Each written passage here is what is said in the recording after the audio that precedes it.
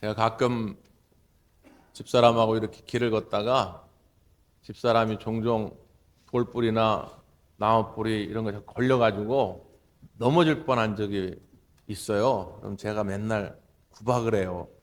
왜 이렇게 부주의하게 살피질 않아가지고 넘어질 뻔하냐고. 나는 한 번도 그런 적이 없다고. 그런데 어저께 결혼이 주례를 서는데, 자, 지금부터 주례하실 대구함께 서성 목사님을 소개하겠습니다 하고 올라가다가 계단에 탁 걸려가지고 넘어졌다고. 얼마나 창피한지 말이죠. 사람은 그래서 교만하면 안 돼요. 언제나 주위를 살펴야 되는데, 해명을 하자면 왜 넘어졌느냐? 깜깜해요. 앞에가 빛이 없어요. 그래서 제가 집에 오면서 무슨 생각을 했느냐?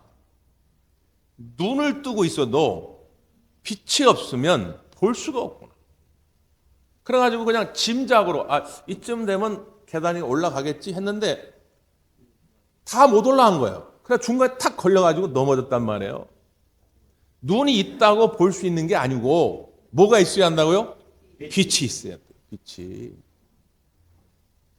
우리 예수님이 우리 가운데 오신 것은 빛으로 오신 줄 믿습니다. 그래서 예수님이 오시면요, 안 보이는 게 보입니다. 천국이 보입니다.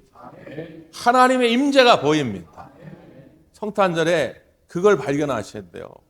우리 예수님이 오심을 기뻐하고 감사할 때 꼭 그 이유를 여러분이 알고 있어야 한다 그 말이에요. 빛으로 오셨구나. 그래서 옛날에 죄악 가운데 있을 때는 하나님도 안 보이고 천국도 안 보이고 영적인 세계가 아무것도 안 보였는데 예수님이 내 눈을 뜨게 하시려고 오셨구나. 여러분 그걸 기뻐하고 감사하는 성탄절 되기를 바랍니다. 옛날에 중국에서 오랫동안 선교했던 앤 월터 핌이라고 하는 여 선교사가 있습니다. 의과대학을 졸업하고 나름대로 정말 장래가 촉망되는 그런 젊은이였는데 결혼도 하지 않고 처녀의 몸으로 중국 땅에 선교를 하러 온 거예요. 당시 중국은 매우 위험한 국가였습니다. 지금도 복음을 전하기가 쉽지 않지만 그때도 복음을 전하다 투옥이 되거나 심지어 생명을 잃는 경우도 많았단 말이에요. 그러니까 딸을 선교사로 보내놓고 그 엄마가 얼마나 걱정이 되는지 모릅니다. 지금처럼 스마트폰이라도 있으면 바로 통화라도 할 텐데 그땐 전화도 없는 시대 아닙니까? 몇 달이 지나도 딸로부터 소식이 없어가지고 애가 타던 엄마가 마침 아는 사람이 중국을 간다는 이야기를 듣고 그 사람한테 많은 돈을 쥐어주면서 우리 딸이 어느 지역에 있다는데 제발 좀 우리 딸을 좀 찾아보고 찾거든 전보 한 통만 보내줘라. 우리 어르신들 알지만 전보도 글을 많이 쓰면 돈이 많이 드니까 많이도 필요 없다. 단 한 단어 안전하면 세이프, 안전하다는 뜻의 세이프 이 한 단어만 보내주면 내가 좀 살 것 같다. 그래가지고 실제로 이제 이 사람이 가서 그 딸을 찾은 거예요. 그래서 그 선교사로부터 전보 한 통이 날라옵니다. 근데 그 전보에는 엄마가 기대했던 세이프란 단어는 없었어요. 다른 단어가 하나 쓰여졌는데 그게 뭐냐면 딜라이트. 딜라이트라는 말은 기쁘다 그런 뜻입니다. 기쁘다. 엄마는 딸이 선교사로 나가서 그냥 안전하게만을 바랬는데 딸은 뭐라고 엄마에게 소식을 전했냐면 기쁘다. 나는 주님을 위해서 이 땅의 복음화를 위해서 생명을 다하여 복음을 증거하는 일이 너무 기쁘다는 거예요. 여러분 이게 그리스도인의 삶이죠. 예수 믿는다고 다 부자 되는 거 아닙니다.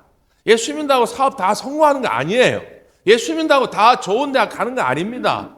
그럼에도 불구하고 때로는 예수 믿는다고 하는 것 때문에 우리에게 희생이 따르고 어려움이 따른다 할지라도 우리에게는 기쁨이 있다고 말해요. 이건 세상에서 돈 주고 살 수 없는 기쁨입니다. 말로 다 표현할 수 없는 기쁨이에요. 오늘 저와 여러분 가운데 이 기쁨이 있기를 바랍니다. 그러니까 오늘 나오셨겠죠. 이 추운 날, 이 아침에 여러분 왜 오셨겠어요? 억지로 하려면 못 나옵니다. 이 추운 날 그냥 방구석에 틀어박혀가지고 TV나 보고 있지. 이 자리에 나올 수 있는 것은 힘들지만 예배하러 가는 것이 너무 기쁘고, 힘들지만 주님을 위해 봉사하고 헌신하는 것이 너무 기뻐서 오늘 이 자리에 나온 줄 믿습니다. 그 기쁨이 우리 신앙인들의 힘이에요. 힘. 오늘 우리가 읽었던 본문의 말씀은 마리아의 찬가라는 제목이 붙은 그런 본문입니다. 마리아가 찬송을 부르는 거예요. 너무 기뻐가지고 하나님 앞에 찬송을 안 할 수가 없는 거예요. 그런데 이 앞에 본문을 보면 지금 기뻐하고 찬송할 수 있는 그런 상황이 아닙니다. 왜죠? 어느 날 하나님의 천사 가브리엘이 마리아에게 온 거예요. 그래가지고 이제 너에게서 잉태할 것이다, 이런 소식을 전합니다. 이게 마리아가 너무 황당하고 너무 충격을 받은 거예요. 왜죠? 나는 남자와 잠자리를 한 적이 없어요. 동침한 적이 없는데 어떻게 아이를 갖냐 그 말이에요. 그래서 천사에게 이야기합니다. 나는 남자를 알지 못하고는 어찌 그런 일이 있을 수 있겠나이까. 그때에 천사가 이런 말을 해요. 앞에 본문인데 35절, 성령이 내게 임하시고 지극히 높으신 이의 능력이 너를 덮으시리니 이러므로 나실 바 거룩한 이는 하나님의 아들이라 일컬어지리라 말씀합니다. 어떻게 가능하다고요? 어떻게 처녀의 몸에서 아이가 잉태될 수 있다고요? 성령이 너희 가운데 임하였다. 성령이 내게 임하고 지극히 높으신 하나님의 능력이 너에게 임하였다는 거예요. 천주교회와 우리 개신교회가 신학적으로 다른 점이 몇 가지가 있는데 그 가운데 하나가 이 마리아에 대한 논쟁입니다. 카톨릭에서는 마리아를 거의 신격화죠. 물론 본인들은 아니라고 그래요. 그래서 본인들 나름대로 이론을 만들었는데, 예를 들어서 하나님을 숭배하는 것을 훔숭지례라고 그럽니다. 훔숭지례. 하나님을 온전히 이제 숭배하는 거죠. 그리고 그들은 인간들 가운데 하나님의 뜻대로 살아간 성인들을 선정해요. 성 바울, 성 베드로, 우리나라는 성 김대건 이래가지고 성인을 정하는데 그 성인들을 추앙하는 것을 공경지례라고 합니다. 그런데 마리아는 하나님은 아닌데 그렇다고 성인 정도는 아니에요. 그 이상인데 그 중간에 상경지례라 해서 마리아를 숭배하는 사상이 있어요.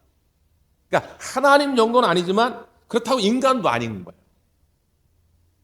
그렇게 이론화될 수밖에 없던 것은 초대교회 논쟁 가운데 하나가 뭐냐면, 예수님이 우리의 죄를 위해서 십자가에 죽으시려면 예수님이 죄가 없어야죠. 그렇잖아요? 예수님도 죄인인데 우리의 죄를 짊어진다? 앞뒤가 안 맞죠. 제가 만약에 여러분의 죄를 짊어지고 제가 십자가에 죽는다 해서 여러분이 구원을 받는 게 아니에요. 왜? 저도 죄인이니까. 같은 죄인은 죄의 문제를 해결할 수가 없어요. 그래서 예수님은 원죄가 있으면 안 됩니다. 아담으로부터 우리에게 흘러내려오는 원죄가 있으면 안 돼요. 그래서 예수님은 동정녀 잉태가 된 거예요. 남녀 간의 동침의 관계를 통해 나오신 것이 아니고 성령의 잉태로 나오셨다고 말이에요. 근데 옛날 이 카톨릭 교회 교리 가운데는 예수님이 원죄가 없으려면 예수님을 잉태했던 마리아 엄마도 원죄가 없어야 되는 거 아니야? 그래서 마리아 원죄 부정설을 주장합니다. 천주교는 지금도 마리아도 원죄가 없다고 봐요. 그러니까 원죄가 없으니까 마리아가 숭배의 대상이 되겠죠. 그런데 우리 개신교회는 그렇게 보지 않습니다. 예수님 외에는 이 땅에 태어난 모든 사람은 원죄가 있어요. 마리아도 예외가 아닙니다. 아주 갓난 아이, 지난주도 말씀드렸지만 아주 천진난만한 그런 아이도 다 원죄가 있어요. 우린 다 죄인이기 때문에. 그러면 성경은 뭐라고 말하냐? 성경을 분명히 말씀하고 있단 말이죠. 도대체 동정녀, 처녀의 몸에서 어떻게 아이가 나올 수 있느냐? 성령께서 잉태하게 하셨다는 거예요. 지극히 높으신 하나님의 능력이 잉태하게 하셨다는 거예요. 이걸 믿는 것이 우리 개신교의 신앙입니다. 그래서 우리가 아까도 사도신경을 고백한 거예요. 성령으로 잉태하사 동정녀 마리아에게 나시고, 이걸 매 시간, 매 주일 고백하는 이유는 이게 중요하기 때문이에요. 자, 그렇게 천사가 마리아에게 이야기를 하니까 마리아가 이거 참 고민은 돼요. 근데 다시 한번 천사가 확실히 있게 얘기합니다. 하나님의 말씀은 능치 못함이 없다. 그러니까 그 말씀을 듣고 드디어 마리아가 그 마음에 확신을 갖게 돼요. 그래서 이렇게 고백하죠. 38절인데 주의 여종이오니 말씀대로 내게 이루어지이다. 이겁니다. 주의 여종이오니 말씀대로 내게 이루어지이다. 바로 이 마리아의 믿음, 이 마리아의 순종을 우리가 본받고자 하는 거예요. 마리아를 신처럼 숭배할 필요는 없지만 그렇다고 마리아를 무시해서는 안 됩니다. 이 땅에 살아간 사람들 가운데 마리아만큼 위대한 믿음의 소유자가 없거든요. 어떻게 처녀의 몸으로 자기 몸에서 잉태가 된다고 하는데 그걸 받아들일 수 있겠어요? 그런데 마리아는 나는 주님의 여종이오니 말씀대로 내게 이루어지이다. 이걸 받아들였다 그 말이에요. 이러한 놀라운 믿음이 우리 가운데도 있기를 바랍니다. 이 믿음이 역사를 만들어내는 거예요. 이렇게 믿음을 가지고 고백을 하고 나니까 드디어 그 마음 안에 기쁨이 찾아오기 시작한 거예요. 바로 그 전까지는 놀람과 충격과 당황의 시간이죠. 있을 수 없는 일을 지금 마리아가 경험하게 되니까. 그런데 하나님의 사자를 통해서 분명한 하나님의 말씀을 듣게 되고 나를 통하여 예수님이 잉태된다고 하는 것을 깨닫게 되니까 그 마음에 이루 말할 수 없는 기쁨이 생겨났다 그 말. 그래서 이 마리아의 찬가가 나오게 된 것입니다. 그래서 오늘 말씀의 제목이 뭐냐면 예수님이 기쁨의 근원입니다. 예수님이 우리 가운데 오시면 누구든지 어떤 상황 속에서도 기쁨이 충만할 줄 믿습니다. 그게 예수님을 영접한 사람들의 특권이에요. 자, 그래서 본문을 이렇게 노래합니다. 46절, 47절 시작.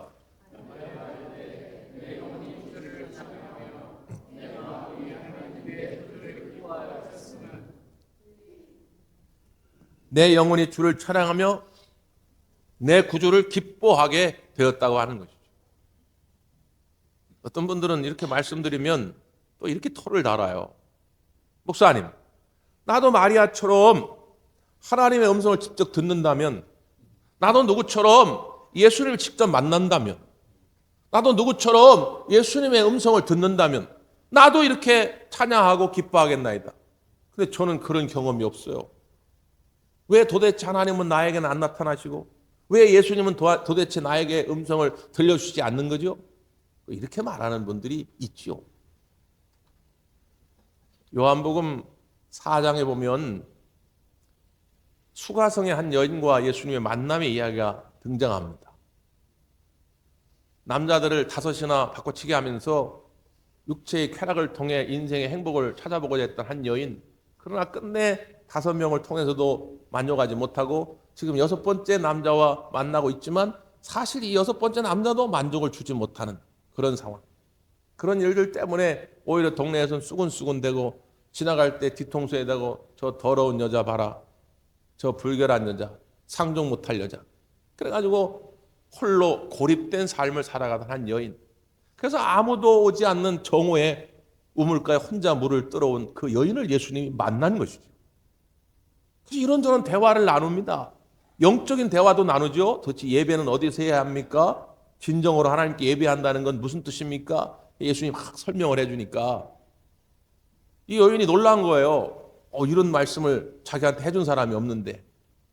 무언가 예수님에 대한 어떤 존경심도 생기게 된 것이죠. 그럼에도 불구하고 이 여인은 예수님에게 이렇게 이야기를 합니다. 메시아 곧 그리스도라 하는 이가 오실 줄을 내가 아노니 그가 오시면 모든 것을 우리에게 알려주시리이다. 이게 무슨 이야기냐면 예수님도 참 들어보니까 훌륭하시네요. 예수님도 제가 지금까지 만나보지 못한 참 대단하신 분 같습니다. 그런데 제가 아주 오랫동안 선조들로부터 들은 얘기가 있는데 언젠가 하나님이 이 땅 가운데 메시아 곧 그리스도를 보내주실 텐데 그분이 오면 모든 것을 알게 될 겁니다. 그분이 우리에게 모든 것을 알려줄 것입니다. 이렇게 얘기를 하는 거예요. 그 예수님이 뭐라고 이야기합니까? 네게 말하고 있는 내가 그다. 이렇게 말합니다. 지금까지 코앞에서 예수님과 대화를 나눴지만 이 여인은 예수님이 메시아임을 몰랐어요. 예수님이 그리스도임을 몰랐어요. 예수님이 기쁨의 근원이 됨을 몰랐다 그 말이에요. 아주 오랜 시간 동안 하나님 앞에 나와 예배하며 하나님의 임재를 경험하고 우리 예수님을 대면하고 살아왔지만 내 눈앞에 있는 그 예수님이 내 인생의 기쁨이 근원이 되는을 모르고 살았다 그 말이에요. 내 인생의 문제 해결자가 예수님을 몰랐다 그 말이에요. 그러니까 감격이 없는 거예요. 그냥 기쁨이 없는 거예요. 그래서 이 성탄절 이 시즌에 우리가 해야 할 건 무엇보다도 우리의 눈을 크게 뜨고 우리에게 기쁨 주러 찾아오신 예수님을 만나는 겁니다. 그 예수님을 보는 거예요. 인터넷에서 어떤 분이 간증을 실었는데 그 젊은 부인이 처녀시에 참 신앙생활을 열심히 하고 좋은 남자를 만나 결혼을 했는데 시어머니가 독실한 불교 신자예요. 보살 중에 보살이에요. 교회에서는 권사 중에 권사가 최고인데 절간에서는 보살 중에 보살이 최고입니다. 총보살 협회 회장 뭐 이런 거 이제 할 수 있는 거예요. 그러니까 보통이 아닌 거예요.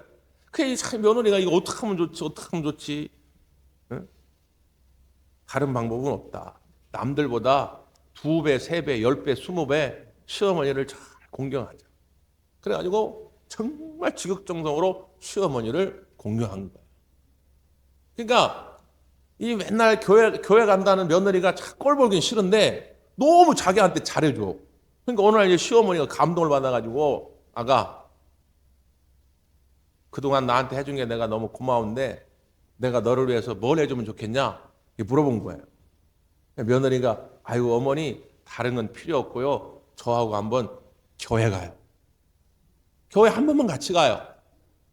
그러니까 교회 가는 건 죽도록 싫었더니 시어머니가 하도 며느리가 잘해줘가지고 미안한 마음에 알았다.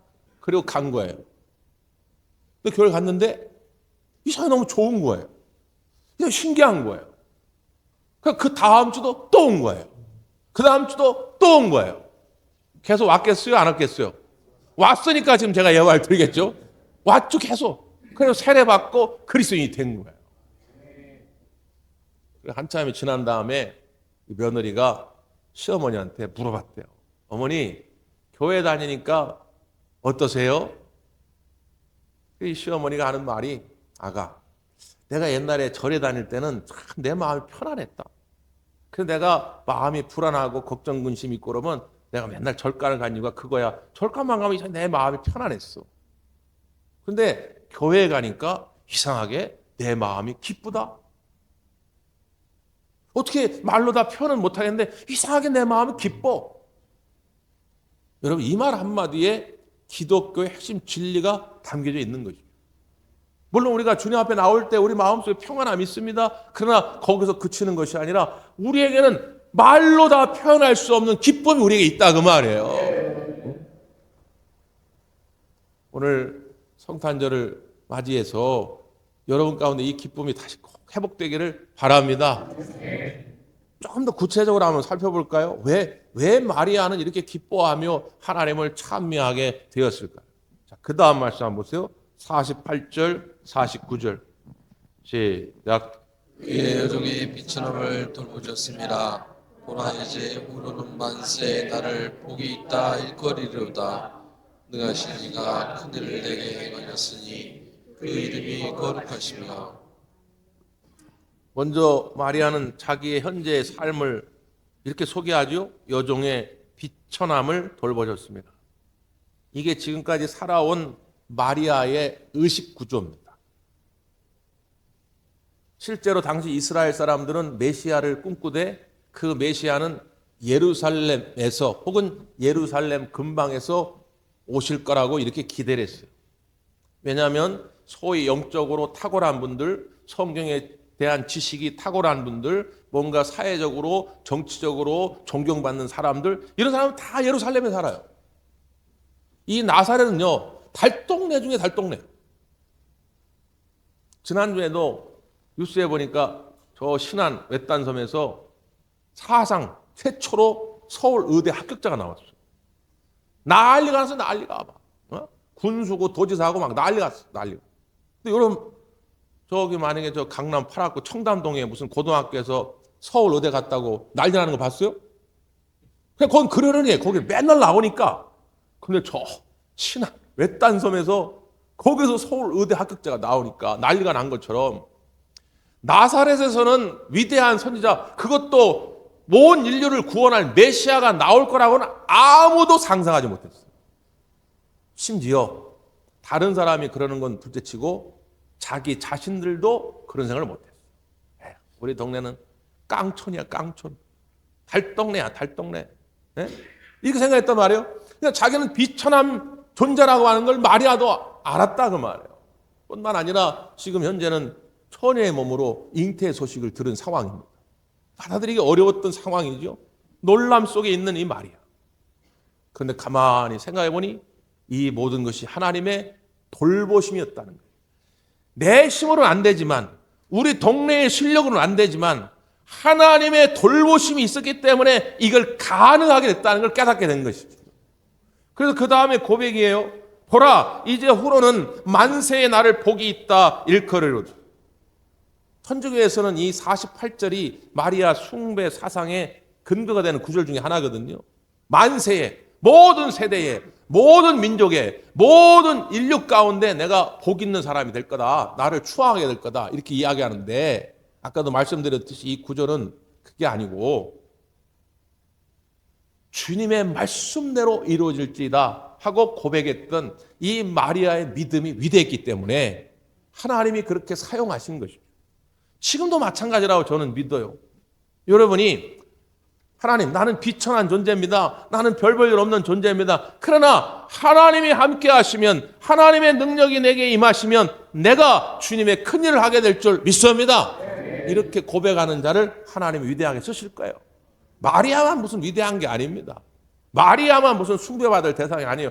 저와 여러분도 가능하다 그 말이에요. 그래서 마리아가 또 이렇게 고백하죠. 능하신 이가 큰 일을 내게 행하셨으니, 능하신 이가 큰 일을 행한 거예요. 내가 커서 한 게 아니고 능하신 이가 내게 큰 일을 행한 거예요. 그래서 이거를 우리가 신앙적인 용어로, 신학적인 용어로 뭐라고 그럽니까? 이걸 은혜라고 그러는 거예요. 자비라고 그러는 거예요. 돈 많은 사람이 돈 많이 들어간 일을 하는 것, 이건 별로 이상한 게 아닌 거예요. 근데 돈 없는 사람이 돈 많은 일을 해내는 것, 이게 능력이거든요. 이게 은혜거든요. 하나님은 우리를 그렇게 쓰시겠다는 거예요. 재주가 없어도, 아무리 비천한 존재일지라도 하나님이 내게 능력 주셔서 큰 일을 행하게 하시겠다는 거예요. 이게 뭐라고요? 이게 은혜라는 거예요. 이게 자비라는 거예요. 그래서 그 다음 50절 보세요. 50절 시작. 능하신 이가 아멘. 뭐가요? 긍휼하심이. 두려워하는 자. 마리아도 두려웠거든요. 갑자기 처녀의 몸에서 애가 난다고 하니까 깜짝 놀랐거든요. 그런데 그 두려워하는 자들에게 긍휼하심이 대대로 이르리로다. 오늘도 걱정하는 사람들, 2024년까지도 별 볼 일 없는 인생이었는데, 사업도 잘 안 됐는데, 신앙생활도 천찮았는데 2025년도도 이거 뭐 잘 안 되지 않을까? 두려워하는 자들, 걱정하는 자들에게 뭐가 임한다고요? 하나님의 긍휼하심이 임할 줄 믿습니다. 그 긍휼하심 때문에 일하는 거예요. 그래서 또 어떤 분들은 좀 이렇게 강박관념에 사로잡혀가지고 하나님의 일을 완벽하게 해내지 않으면 기쁨이 없는 분들이 있어요. 그러니까 열심히 하려는 거 하고 뭔가 내가 완벽하게 해내야 하나님이 나를 칭찬하시고 나도 기쁠 텐데, 이런 분들 굉장히 위험할 수 있습니다. 공부도 내가 뭔가 어느 날 탁 깨달아가지고, 야, 내가 진짜 공부를 열심히 해가지고 내가 바라는 꿈을 이뤄봐야 되겠다 해서 공부를 즐기면서 하면 좋은데, 공부 너무 재미가 없는데 성적 한 1등 올리면 엄마가 좋아하겠지? 아빠가 좋아하겠지? 이거 떨어지면 큰일 나는데 이런 마음을 가지고 공부하는 애들은 늘 불안해요. 물론 오르면 좋겠지만 떨어지면 그냥 엄마 아빠 불호령이 떨어진단 말이에요. 이놈의 시키만 나가 죽어 막 이러면 늘 불안해. 이게 공부하기가 어렵습니다. 신앙생활도 그렇게 하면 기쁨이 없어요. 우리가 뭔가를 완벽하게 해낼 것 같아서 우리를 부르신 게 아니라니까요. 우리가 하나님을 크게 할 만해서 하나님이 우리를 택하신 게 아니라니까요. 우리를 택하시고 우리를 부르시면 뭐 때문이라고요? 하나님의 긍휼하심 때문이에요. 하나님의 자비하심 때문에. 우리가 아무리 비천하고 아무리 부족하다 할지라도 하나님의 그 긍휼과 자비하심이 우리를 택하시고 우리를 부르신 줄 믿습니다. 그래서 우리가 최선을 다하고 열심을 다했는데도 불구하고 풍성한 열매를 못 거둘 수도 있어요. 완벽하게 못 해낼 수도 있어요. 그래도 하나님은 우리를 나무라거나 버리시는 분이 아닙니다. 2024년도도 우리는 여기까지 달려왔습니다. 물론 우리가 뜻한 바 다 이루지 못했어요. 그래도 여러분 너무 두려워하지 마세요. 두려워하는 자에게 긍휼하심이 대대 이르르다. 하나님의 긍휼하심이 여러분 가운데 2025년도에도 이를 줄 믿습니다. 그래서 새해에도 하나님이 도우실 거란 말이에요. 반드시 도우실 거란 말이에요. 예전에 하라고 하는 연예인이 이런 고백을 하더라고요. 제가 그 고백을 들으면서 참 감동을 많이 받았는데, 자기가 처음 무한도전에 이렇게 합류를 했는데 이 예능이라고 하는 게 정말 전쟁터입니다. 정글 같아요. 기다려주질 않거든요. 그러니까 이게 와가지고 뭔 얘기를 해야 되지? 이거 내가 이런 얘기 했다가 이거 괜히 썰렁하면 어떡하지? 막 걱정이 되니까 껴들질 못하는 거예요. 그래서 한참을 기다리다가 드디어 이제 뭔가 재밌는 게 딱 떠오른 거예요. 야, 여기서 딱 얘기하면 좋겠다 하려면 벌써 다른 옆에 멤버가 박명수가 막 끼어들고, 그 자기는 할 기회가 없는 거예요. 그 나중에 방송분을 보면 자기는 거의 안 나와. 분명히 촬영은 같이 했는데 별로 나오는 게 없는 거예요. 결국 엄청 우울감에 빠졌다는 거예요. 그래가지고 어느 날 유재석한테 물어봤다는 거예요. 어떻게 했으면 좋겠냐. 그때 유재석이 그런 말을 해줬대요. 하야, 네가 매일 그렇게 고민만 하고 걱정만 하고 우물쭈물대고 아무것도 안 하면 내가 너를 도와줄 수가 없다. 그러니까 걱정하지 말고 고민하지 말고 우물쭈물하지 말고 하여튼 뭐라도 던져라. 네가 아이디어가 떠오르면, 생각이 떠오르면 그냥 던져. 그러면 내가 그걸 받아서 너를 도와줄게. 그 얘기가 너무 용기가 돼가지고 그 다음부터 저렇게 천방지축이 된 거예요. 그냥 막 던지는 거예요. 막 던져. 근데 그거를 유재석이 받아주는 거예요.